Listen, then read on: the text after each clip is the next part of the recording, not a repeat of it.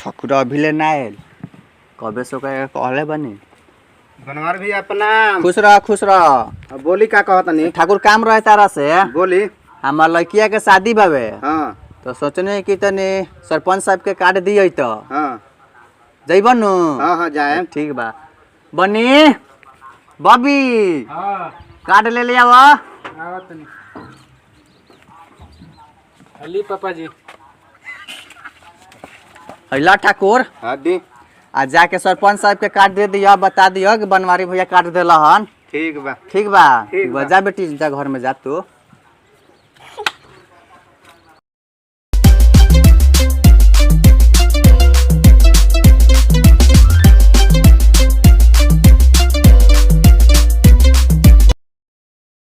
सरपंच साहेब हाँ एगो बात सुननी है का तो बनवारी लाल के लड़किया के शादी बा यही महीना में। अच्छा अच्छा कार्ड उडाइल है कि ना रवा लगे? तहां लगे कार्ड आ गइल बा। हमरा लगे तो आ गइल बा। अच्छा जानते बार जरा लड़की के शादी होखेला अकेला आदमी बारेन बहुत सारा जिम्मेवारी बढ़ जाला काम बढ़ जाला। जैसे समाज मिली हमारे लगे कार्ड भेजवा दी हैं। हम तो उनकर प्रिय आदमी हैं ऐसा बात नहीं है कि कार्ड ना भेजबी हैं भेजबे करी हैं। प्रणाम सरपंच साहब।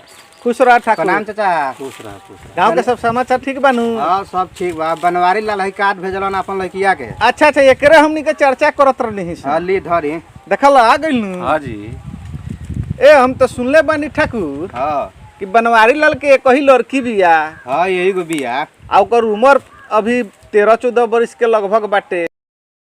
14-15 वर्ष के उम्र में शादी कईल समाज और कानून दोनों के नजर में एगो अपराध बा। हाँ आ ऐसे भी लड़की के 15 साल में शारीरिक विकास ना होला 18 के बाद ही होला।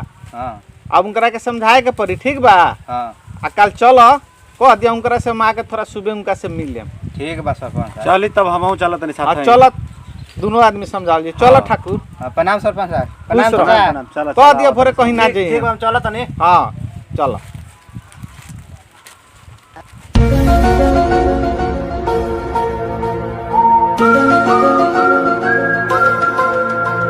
प्रणाम बनवारी भैया। प्रणाम प्रणाम आ गला ठाकुर। हाँ आ गई नहीं।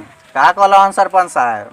सरपंच साहब तो उल्टा सीधा बात बोलते रहलन। का कहत रहन उल्टा सीधा? कहत 13-14 साल पर अपन लड़की के शादी करते रहन। अच्छा कानून समाज के दोनों के नजर में अपराध बा। सरपंच साहब कहत रहलन। हाँ अच्छा आ कालावत रहन का द्वार पर? हाँ बोले तो बान कल आइम हम।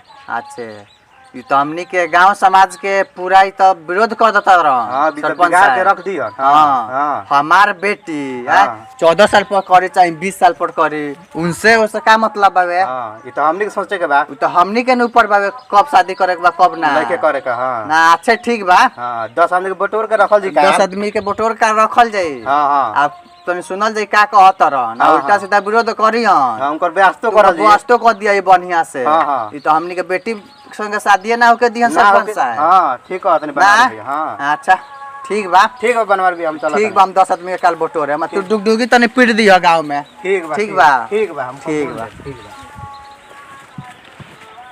आज कहले बारन के सरपंच साहब आइम द्वार पर यही से 10 आदमी कम तार लोग के बटोरले बनी।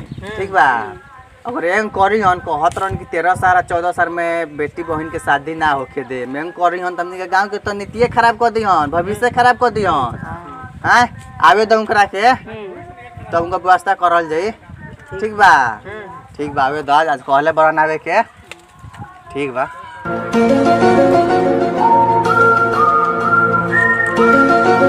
सरपंच से आगे नहीं प्रणाम सरपंच साहब। खुश रह खुश रह। बबी तनी कुर्सी ले आवो।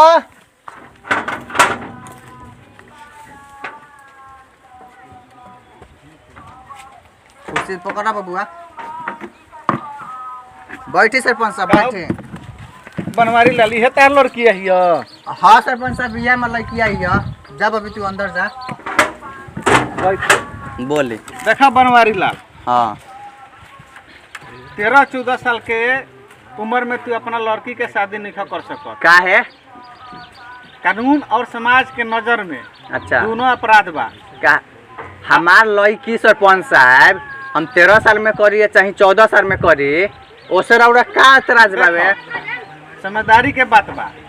ऐसे भी 13-14 साल में अच्छा लड़की के शारीरिक विकास ना हो पावेला। रउरा तो हमनी के गांव के नीतिये खराब कर दे एंगन करे हम हमनी के बेटी बहन के शादी कैसे ना होई पहले बात समझा ना। बोली लड़की के 18 साल के बाद शारीरिक विकास होखेला। अच्छा सुनलक बा कि कितना लड़की सके जान भी चल गई कम उम्र में शादी कैला के बाद। ऐसे अच्छा बा तू 18 वर्ष के बाद ही शादी करब। अगर तू ना मनब अच्छा। तो हम गांव के सरपंच होखे के नाते तारा पर FIR दर्ज करे और लड़का लड़की वाला दोनों पक्ष के हम जेल भेजवाए। तो सरपंच साहब रउरा जॉन कर कोई नु रउरा करे हम अपन लड़की के शादी करे 14 या 15 साल पर यही महीना में हमार शादी बावे लड़की के वैसा नहीं कर सकते हम करे रउरा जॉन करे कोई कौन समाज के ना में बिगड़ा दे। रउरा रोक ले रउरा अपना औकात होई ठीक बा हम रोके। सरपंच होके के नाता इतना थी मत ठीक करी बा हम लेके हाँ आवत भाई नहीं का हम। बोला सरपंचवा तो हमनी के गांव के बेटी बहन के शादी ना होके शादी नहीं दी के बड़ा होके विरोध दे। करत हवे हाँ तो काम करे हाँ, के मारो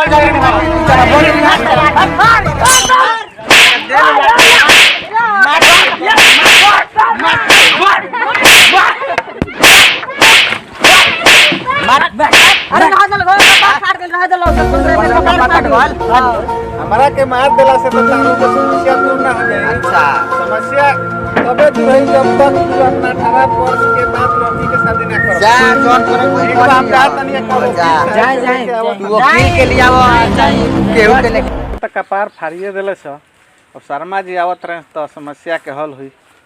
ठीक बा चलो अब देखो आगे का होला। इ त गंवार आदमी बारे से समझते नहीं हो सब बात। सरपंच साहेब तो कल गई रहनी रहुआ बनवारी लाल के घरे। हाँ शर्मा जी बनवारी लाल लगे तो गई रहनी देखा ना समझावत रहनी कि भाई ऐसे ऐसे बात बा 18 के बादे शादी करब लड़की के तो अच्छा रही। वो सब गंवार आदमी बारे से 10-12 गो गुट में इकट्ठा रहले मार के कपारे फाड़ देले। अच्छा वही जी मरले बड़ा सका। हाँ अच्छा तो अब का सोचनी है? सोचनी है कि तनी वकील साहब लगे पहली फोन लगाई आ लगा के बोला ओ जी बुलावल जाओ आ लेके चलल जाओ। अच्छा ठीक बा तब रुकी लगावत तने। वकील साहेब अच्छा तब रउआ आए के पड़ी हवा सरपंच जी बोलैनी है तनी बनवारी लाल के घरे जाए के बा। हाँ आई तो जल्दी ठीक बा आई आवा तनी वकील साहेब। ठीक बा हाँ इंतजार करो।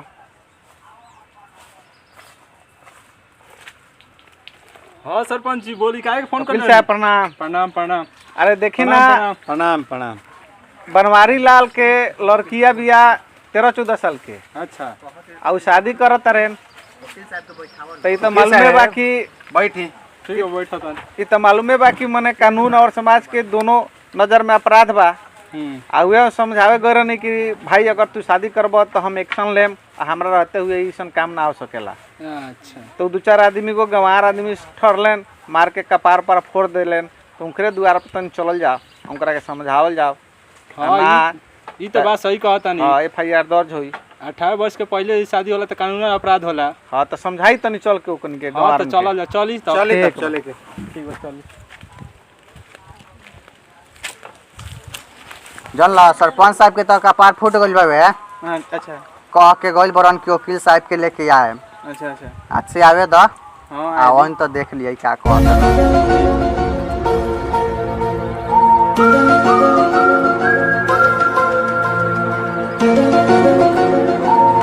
का हो सरपंच आ गइल आ गई नी। ना बैठा आ गइल त बैठ वकील साहब के लेके आइल बनी बैठी वकील साहब का हो बनवारी लाल बोली कैसे सरपंच साहब के कपार फोड़ देले बरा? पूछ ली ये से सुनिए का 18 वर्ष से नीचे के लगी शादी करता रहा हाँ हमार लड़की बिया 14 साल के शादी करता नहीं तो ऊ तो कानूनी अपराध बाटे। हाँ कानूनी अपराध बाटे देख ली रहुए हमार मन बा शादी करे के तो करता नहीं ना। अगर तारा 18 वर्ष के नीचे शादी करता तो धारा 4A के तहत 1 साल के जुर्माना अच्छा आ 1.5 लाख रुपया तक जुर्माना लग जाई। जान गेलो जान गई नहीं आ 1 साल के जेल होई। ठीक बा ई तो अच्छा बात बताओ तो सरपंच साहब अच्छा ऐसा काहे गलती कैले हुआ? चप से ना होई समझ में आ गल हमनी के ठीक बात तो तू अपना लड़किया के तनी बुलावत ठीक बा बुलाओ तो देख लिए तनी। फूलमती आवा हो बाहर।